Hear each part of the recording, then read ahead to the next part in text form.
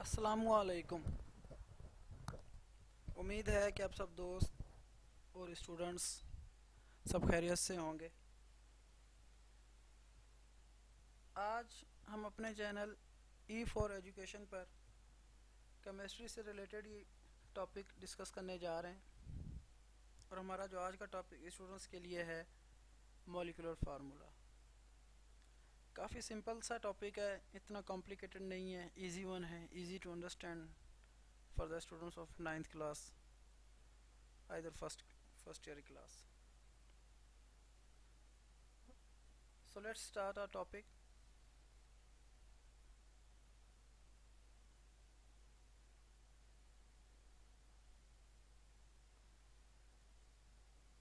As we have already described about the types of formula, we have two types of formula: empirical formula and molecular formula. Empirical formula is already described in a previous video. Today our focus is totally on molecular formula. So under molecular formula I have mentioned word actual. Actually molecular formula shows actual numbers which are present in any compound. So let's start with the definition in detail. Molecular formula. Molecular formula indicates the actual numbers of each type of atom and type of atoms in a molecule or compound.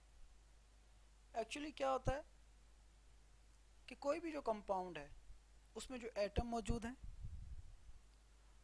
उसके numbers जो actual हैं, जैसा का जैसा formula बनाया गया है वैसा का वैसा अगर स्टूडेंट आपके सामने पेश किया जाए तो वो मॉलिक्यूलर फार्मूला है। तो मॉलिक्यूलर फार्मूला क्या शो करते हैं? एक्चुअल नंबर्स और वो एटम्स जो उस मॉलिक्यूल में प्रेजेंट होते हैं। Molecular formula provides more information about a molecule than its empirical formula. Obviously molecular formula हमें ज़्यादा इंफॉर्मेशन गैदर करके देता है एम्पिरिकल फार्मूला से। किस तरह से देता है वो देखते हैं।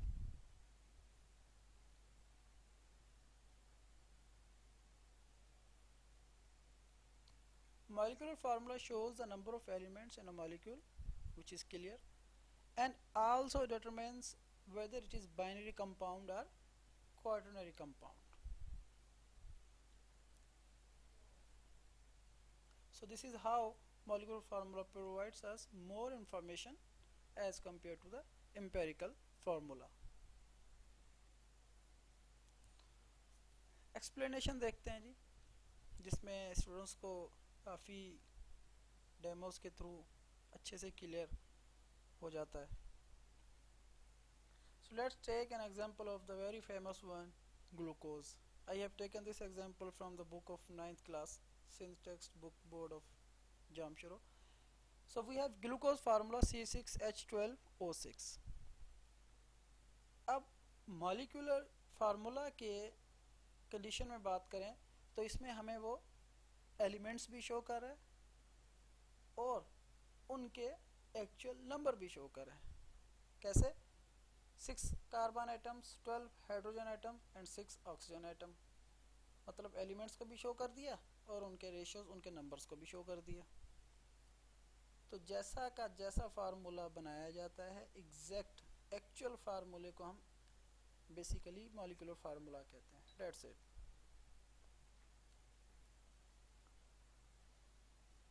So from the previous explanation it can be concluded that molecular formula of glucose, which is C6H12O6, is equal to CH2O multiplied by 6, means के C6H12O6 हो गया, ये इसका molecular formula. CH2O by 6 times, ये इसका हो गया एम्पेरिकल फार्मूला। अब कह रहा है कि CH2O जो एम्पेरिकल फार्मूला है, अगर उसको हम 6 से मल्टीप्लाई कर दें तो हमें दोबारा से मॉलिक्यूलर फार्मूला मिल जाएगा एम्पेरिकल फार्मूला से। वो कैसे?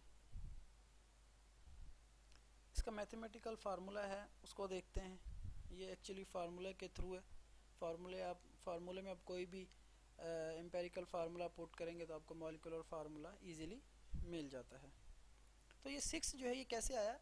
एक्चुअली 6 जो है वो कॉमनली है, क्योंकि 6 जो है वो टेबल इजीली डिवाइड करता है 6 को भी, 12 को भी और फिर 6 को। इस वजह से 6 is taken as common number.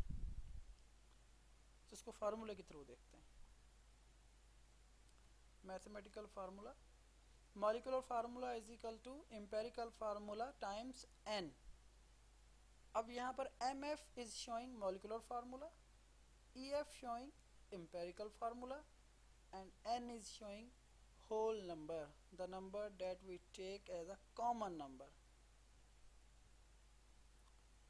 तो मॉलिक्यूलर फार्मूला बराबर होना चाहिए empirical formula times n। Let's prove. तो मॉलिक्यूलर फार्मूला हमारे पास ग्लूकोज का आ गया C6H12O6, इसको प्रूव करते हैं। और हमारे पास एम्पेरिकल फार्मूला है CH2O टाइम्स n, तो 6 आ गया। अब 6 को आप C से मल्टीप्लाई करें, C6 आ जाएगा। 2 से डिवाइड करें, डिवाइड नहीं मल्टीप्लाई करें 12, और फिर O से करेंगे तो हमारे पास आ जाएगा 6। So according to formula it is proved that molecular formula is equal to empirical formula times n। so again we have same formula C6H12O6। इसी तरह से आप बहुत से एग्जांपल उठाकर आप उसको भी आप ट्राई कर सकते हैं। ये एक एग्जांपल है जस्ट आपको क्लियर करने के लिए कि ये एक्चुअली होता कैसे है और क्यों होता है। तो ये है इसका फार्मूला। तो अब इसी फार्मूले से आप एम्पेरिकल फार्मूला भी मालूम कर सकते हैं, और इसी फार्मूले से आप अगर आपको कोई होल नंबर जो है n मालूम करें तो वो भी कर सकते हैं। जस्ट चेंजिंग करनी है by cross multiplication between molecular formula and empirical formula. मज़ीद इसका डेमो देखते हैं, आपको और भी क्लियर हो जाएगा। ये हमारे पास मॉलिक्यूलर फार्मूला है ग्लूकोज। इसमें जो हमारे नंबर्स मौजूद है, हमें पता है कि एक्चुअल नंबर ही हम कंसिडर करते हैं। तो क्या है 6:12:6। अब अगर हम इस ग्लूकोज के जो एलिमेंट्स हैं इसको कन्वर्ट करते हैं मॉलिक्यूलर एम्पेरिकल में, तो हमारे पास क्या है, क्लियर हो गया कि इसमें कार्बन, हाइड्रोजन और ऑक्सीजन के एटम मौजूद है। तो फिर जब इसी एम्पेरिकल को कार्बन, हाइड्रोजन और ऑक्सीजन को हम रेशियो नंबर्स में देखेंगे तो वो कैसे होगा, 1:2:1। तो फिर इसका फाइनल फार्मूला क्या बना, CH2O times 6। This is the empirical formula.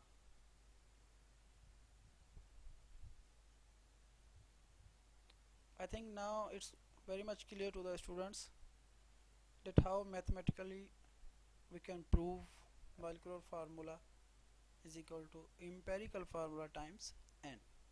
So it is very simple topic, in not a complex one।